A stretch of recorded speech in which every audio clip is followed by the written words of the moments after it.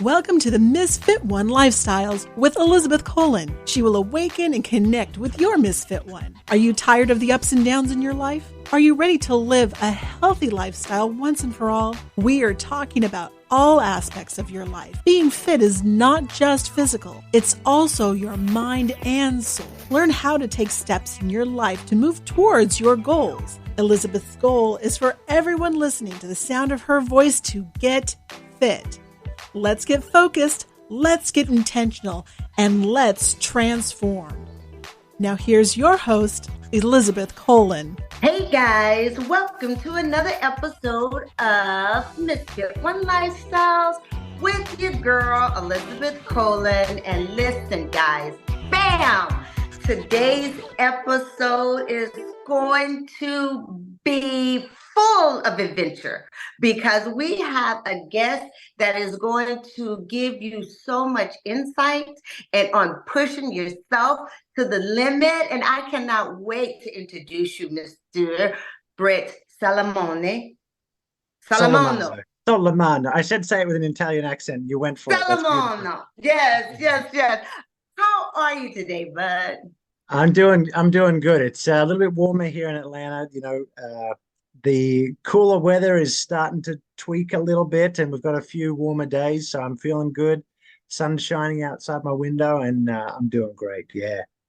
That is awesome. Listen, I am so excited to be speaking with you because you have so many things going on, and I love how you are able to take what you do for a profession, which, guys, check this out. He is a SAG and a AFTRA. How do you pronounce that? SAG-AFTRA stuntman, yeah. Yes. And what's so great about it, he takes how he pushed himself physically and teach us all how to push ourselves mentally, because it's a correlation, isn't it? Say that question again, sorry. Isn't it a correlation how you push yourself physically as well as pushing yourself mentally?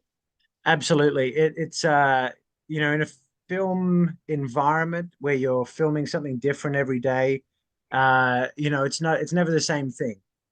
I think athletes, for example, who are running certain events, they are looking to get the most out of that event and really niche that and focus that. Stunt performers have to be able to do a lot of different things, a lot of different ways. We do have niche skills. A lot of us focus on just one or two skills, but you still have to be diverse in a lot of different ways if you want to be able to be employable and be able to say yes to everything. So to have that creativity, and that diversity really helps pushing yourself in all different directions and being capable. Yeah. And what's fascinating, because listen, I'm an athlete myself, so I'm so fascinated about stuntmen and how they can do these incredible stunts, like no fear. How did you become a stuntman? The joke is that I fell into it, and some people do. Some people sort of just accidentally, there's a lot of serendipity with it, I find. There's some people just, you meet someone and they happen to be a talented BMX rider or a talented athlete, and, oh, hey, you look like the actress. Hey, can we talk about maybe getting you on set next week? That kind of thing. There's a little bit of that going on. And then there's guys like me who, I met a stunt woman on a film set when I was 16, doing work experience as a teenager. And, she just kind of blew me away with what she was doing. And I just thought it was super cool. And then, pursued it in Melbourne, Australia for a few years, and then got an opportunity to move to the US and continued pursuing it there. So for me, it was more about the hustle and taking it from there. But every journey is unique in that way. There's no front door in that sense where you can look up on Indeed and submit your resume to be a stuntman. It's a lot of who you know and what you know and hustling. And not only are you a stuntman, but you are a coach, an author, and a speaker. And what's great about that is you teach about mindfulness and the emotional intelligence and learning, and how you, like you said earlier, how you cross over. Did you fall into that as well? I did. I've had what I say entrepreneurial ADD, which is this sort of this thing of always wanting to do something different and continue soaking things up, never being satisfied. And I've had so many different jobs and careers over the years, that yeah, there was an opportunity that came to me to work with some disadvantaged youth, and I was going to teach them boxing and some parkour and different things like that. And we ended up teaching them mindfulness. They wouldn't sit down and close their eyes to meditate like many of us know, the cross-legged position of seated meditation. They wouldn't do that because they'd had a lot of negative experiences in their life, a lot of trust issues they had. Right. So we taught them, breathing exercises and mindfulness and different body awareness exercises using the things that they wanted to learn from a stuntman, which was the boxing and the parkour and the wrestling and things like that. So, yeah, I've taught a lot of youth and also adults as well mindfulness through physical activities, and I think that's a beautiful avenue for people who are maybe a bit more confused by what mindfulness is and how they should go about meditating, to go in through an activity that they know and are already comfortable with. Yeah.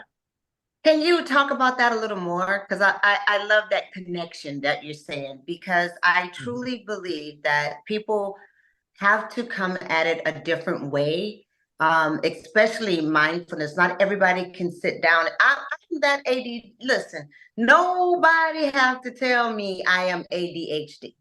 I Right. already know that, right? Yeah. So it was definitely a practice for me to learn to sit and meditate, but I had to really adjust how that started. So can you explain a little bit to everybody how you took your mindfulness from being just and added it to a sport like boxing?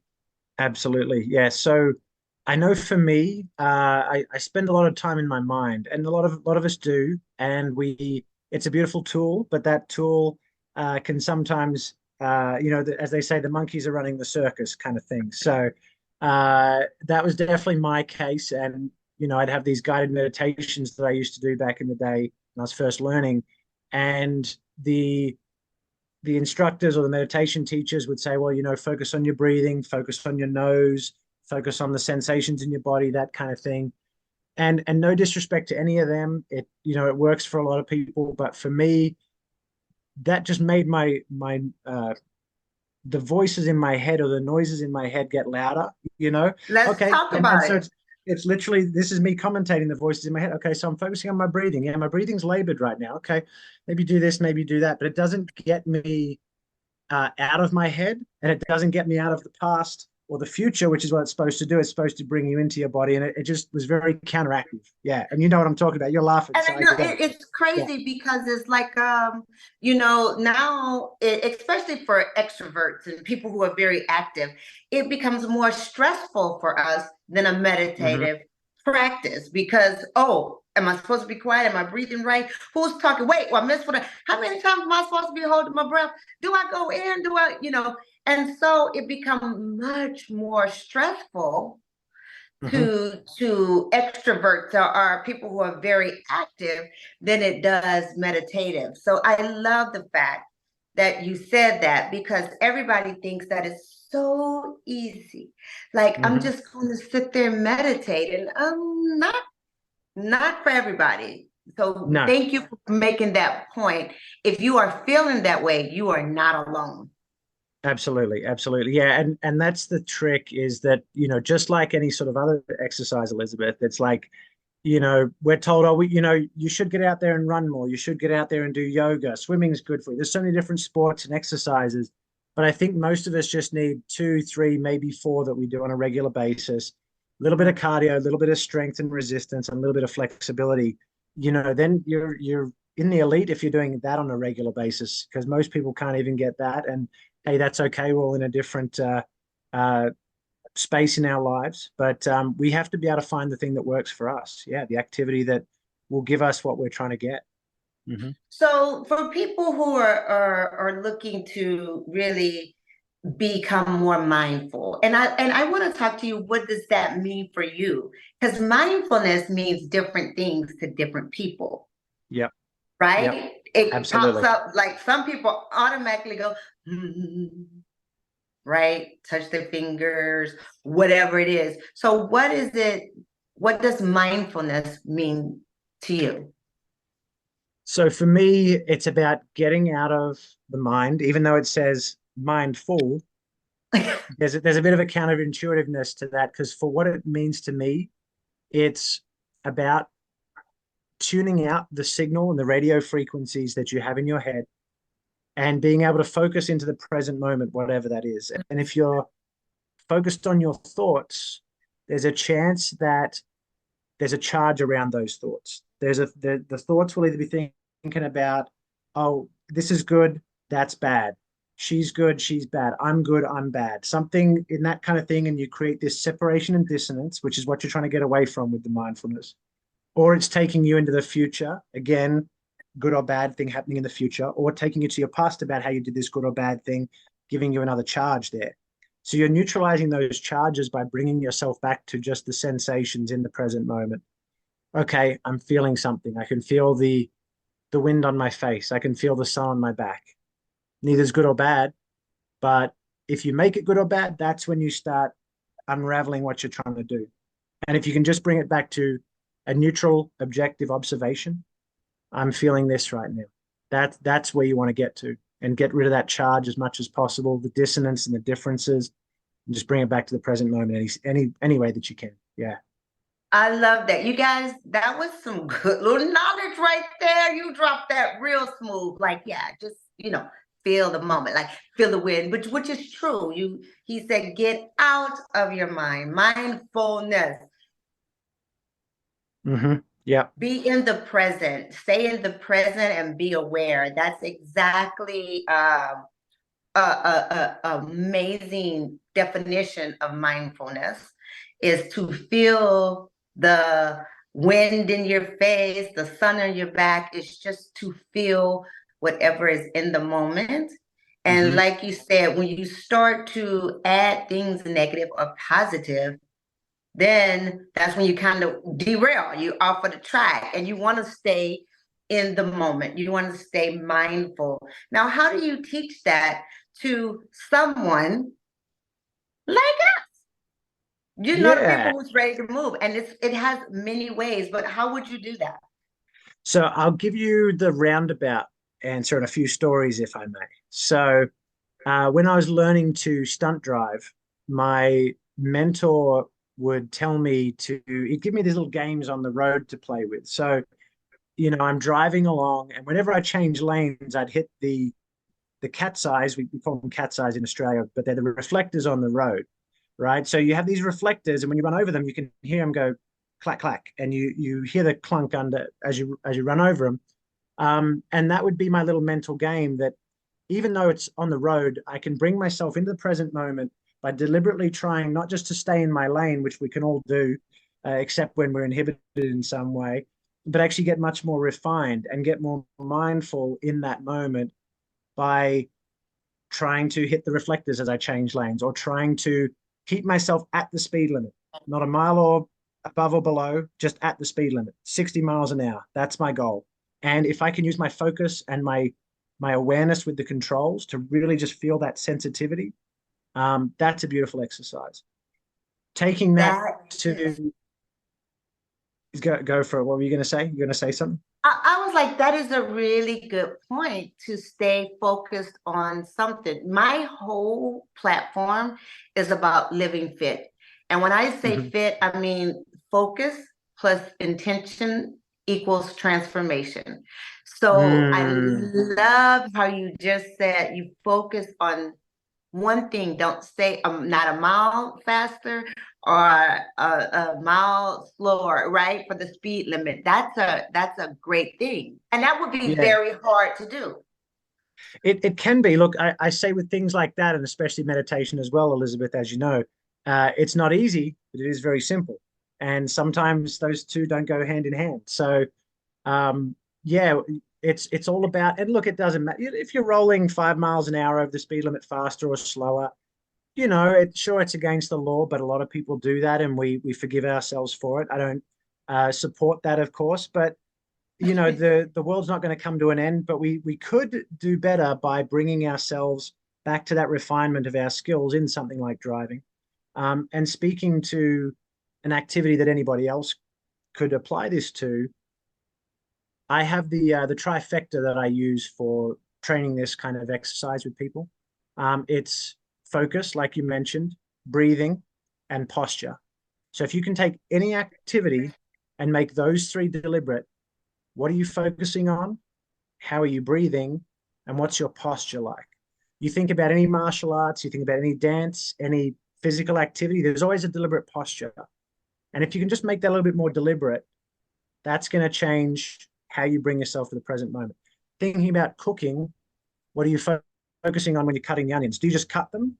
Or do you really try to precisely cut every piece the same? Sometimes you just got to get it in the pot and get it cooked and get it done because you're feeding 5 people. Right. But what about if you just slow it down and become even more accurate with cutting the onions, for example? And same with breathing, applying deliberateness to all these things. How can you make your breathing even more deliberate? Taking more fuller breaths, getting in and out to the fullest extent possible. There's some magic that happens when you apply that. And again, take any activity that you love, whether it's a physical activity, exercise, maybe it's a game of mini golf with friends or something, just even walking, just how you apply your feet to the ground. I literally was going to say that. That's how I started to really learn how to meditate better, because I was trying to meditate like what they was telling everybody how to do, just sit and be quiet. And I'm like, yeah, nah. My blood pressure high. I keep looking at the time. How much longer do I have?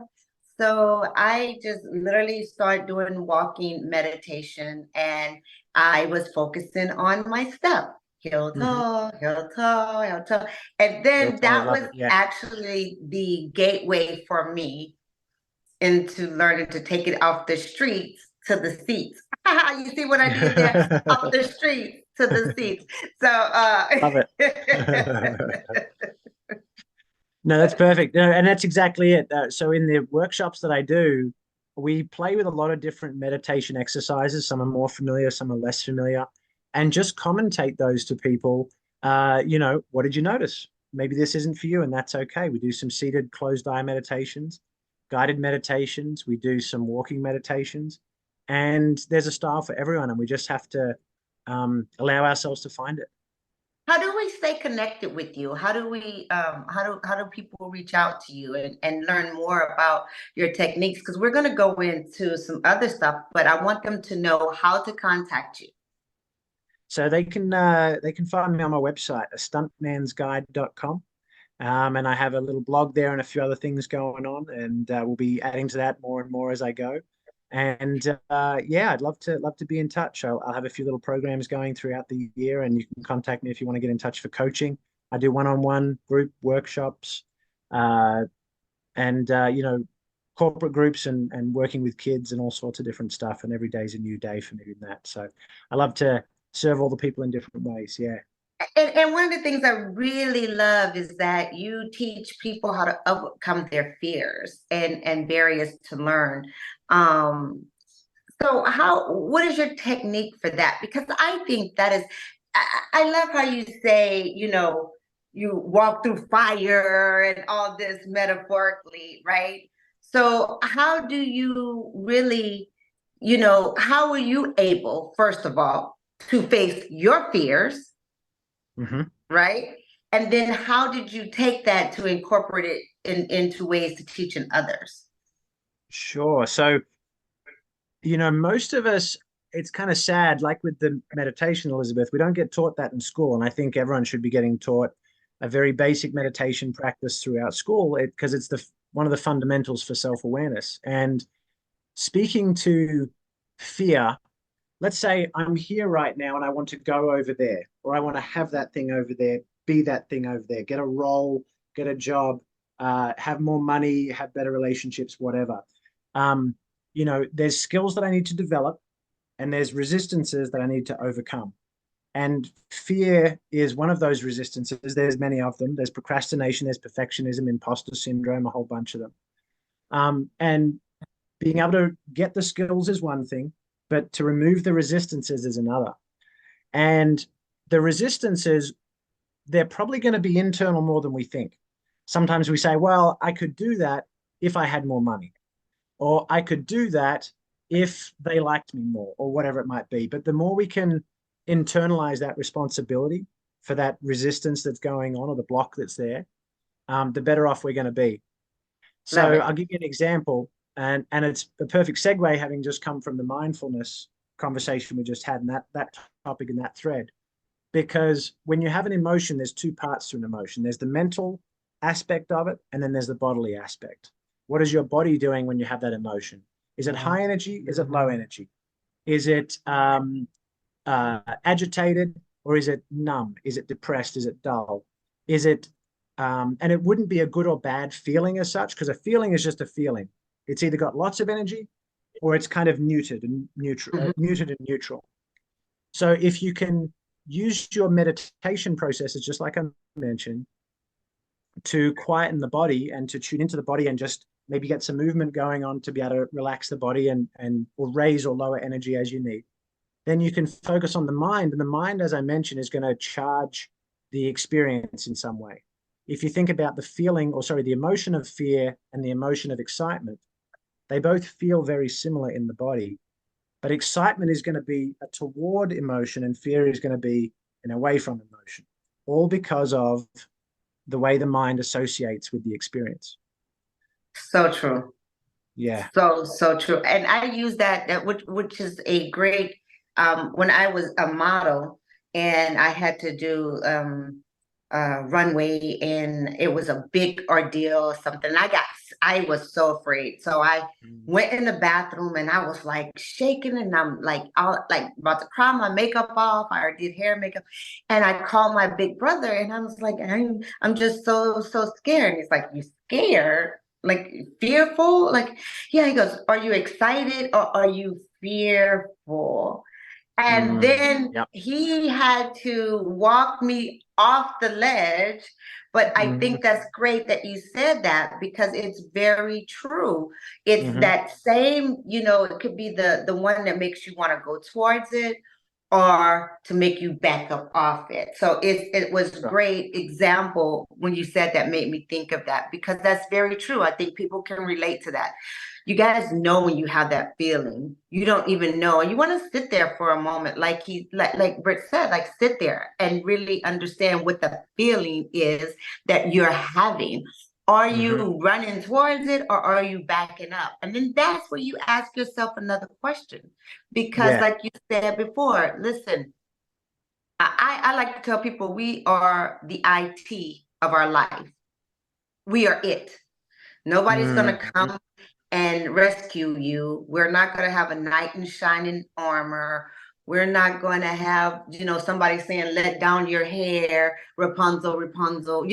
Nobody's going to come and save us. So we are the IT. And I love how you said to just sit back for a moment and actually read the feelings you're having, and where you're having them in your body as well makes a difference, right?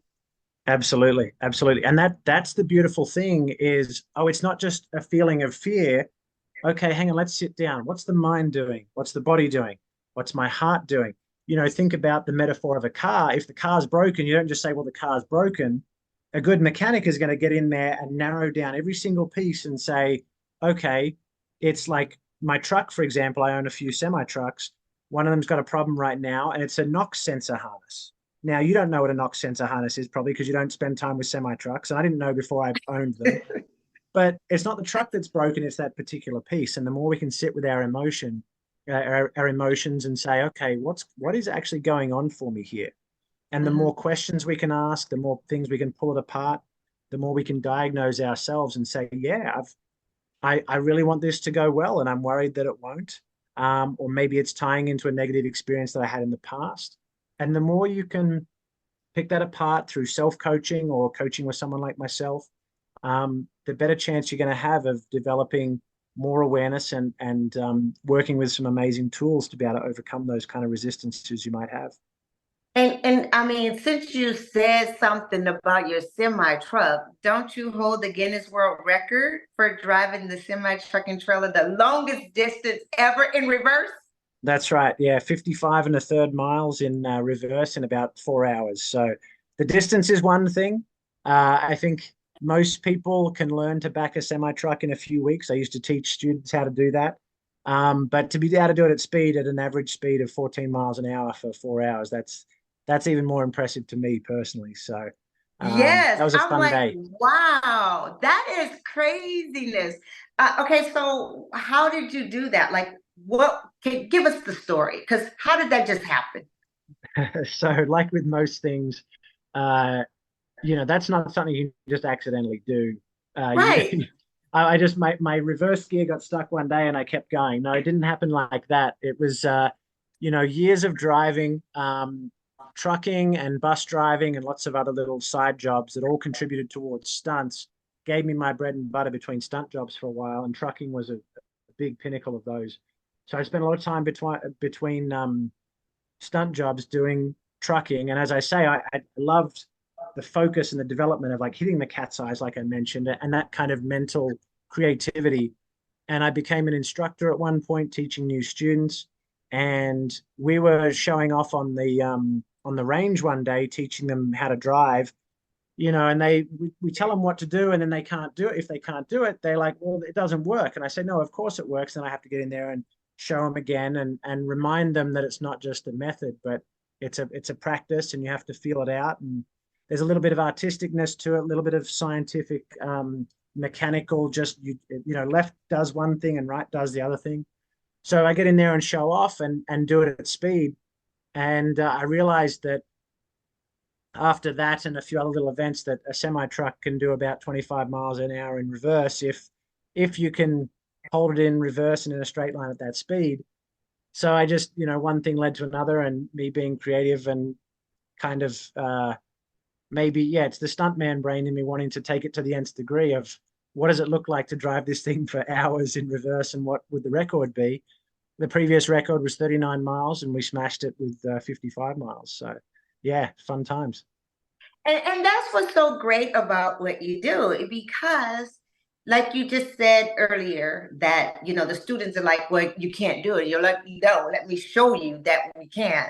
And Mhm. that all translates into your coaching when you are talking to someone and coaching them through it. Listen, you take the fear, you take all this stuff, you give them the tools and the techniques to overcome and really be successful in corporate America or Mm. whatever they're trying to do, right? That's right. Yeah. Yeah. That It's a, is and it's so a, cool. it's a beautiful analogy too, because I love, because what we used to teach the students, right, is for their test, they would have to back in from a certain place to another certain place, around a cone or whatever it might be, around and into a box, something like that. And we'd give them a specific set of tools, but if they didn't quite use them right, it wasn't quite paint by numbers, although it was a little bit. So they had to use intuitively those tools in their own way. And I love that metaphor of, you give, let's say you give a few people some resources and a handful of tools, they could build a house if you gave them the right instructions, but you still need a bit of intuition in there to kind of feel it out and design it in the way you want. And I think that life is like that, especially the emotional intelligence stuff we're looking at, Elizabeth. It's like there are some great tools like meditation, like these questions that we're talking about, how to pull apart your emotions and that sort of thing. But you have to be able to take those tools and make it your own, use your creativity and really explore yourself and see what's going on under the hood of your own car, metaphorically speaking. So that's the beauty of that. It's the art and science, it's the mechanics, and also the intuition as well. And I love coaching for that reason. Yeah. That is so awesome, because what you just said, guys, I hope you guys got your pen and paper, because right there was what you should have written down. Right there. Don't worry. If you missed it, go back and listen again. Oh, go back and listen again, because that is so true. We can give you the tools, we can give you the techniques, we can give you everything. But if you do not have that own little to because everybody's life is completely different. And so I want to make sure everybody who's listening get that, because he gave us so many great. So just to say, can you give us like the 3 tips that you talked about already, was being tuned in, right? Mm-hmm. Okay, So go ahead. I'm just gonna. There we go. Yeah, coming back to the summary, I guess, to summarize it all up, for me, it's all about going inward. That's something I love what you said before. We are IT, we are it. And a lot of us are expecting other people or other things to happen for us instead of going out and making it happen. And, fear, as much as we think it's about the external thing, that tiger or that bad thing that we don't want to happen, the more we can look inward, that's where the magic is. Yeah. And that's what I love doing, is diving in with people to understand the resistances and the fears have nothing to do with the external, but it's just all how we react to it and how we can react differently next time. And by you actually doing it as a stuntman and really pushing yourself, and I mean, because you have done some amazing work. Like, if we had time, we can go through all the stuff, but you've been on a lot of my favorite shows. I mean, I gotta say, NCIS Los Angeles. I mean, The Walking Dead. My God, I love them. You've been on a lot of stuff that I watch, and I love, because I do watch that, because I am an athlete, and I watch when there's some stunt. I'm like, is it really that person? Or no, that's not that person, and see all those things that go in. And for you to be able to push your body to the limits is one thing, but being able to capture the strength of your mind is phenomenal. And being able to teach others how to do that is just mind-blowing. So we really thank you, Britt. Again, how do we stay in touch with you? Thank you, Elizabeth. Yeah, check me out on my website, www.stuntmansguide.com. And I'd love to connect with people there. I got some little tips dropping, and it's just an exciting opportunity for me to be able to share all these little insights that I have, and question the people that I work with, and love to help, and just see the aha moments that they get when they can realize something more about themselves and their world, because their mind has opened up. So please check it out. If you guys want to reach out, I'd love to hear from you and help you out any way I can. Perfect. Before we wrap it up, I got one question. Go for it. How do you take care of you? What does your self-care look like?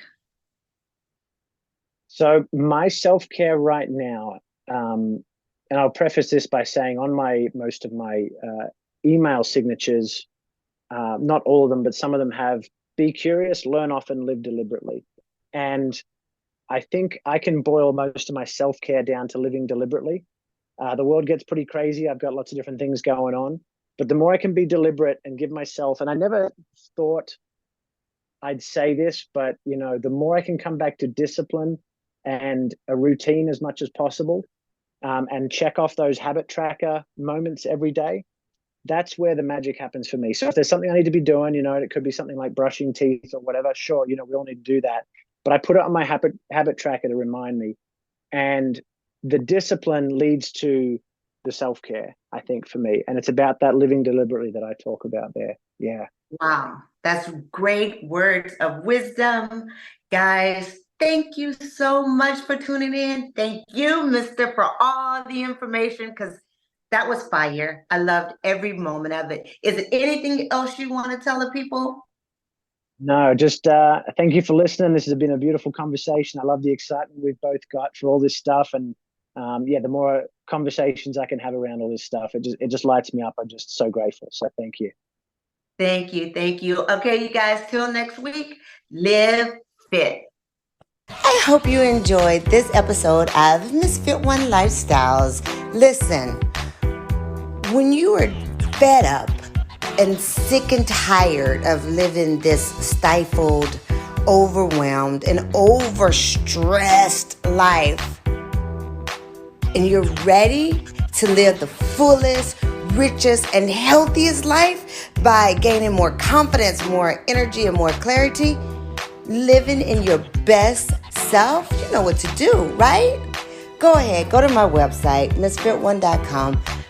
Sign up for our online courses, Creating Healthy Habits, so that you too can live fit, focus, move with intention, and transform your life.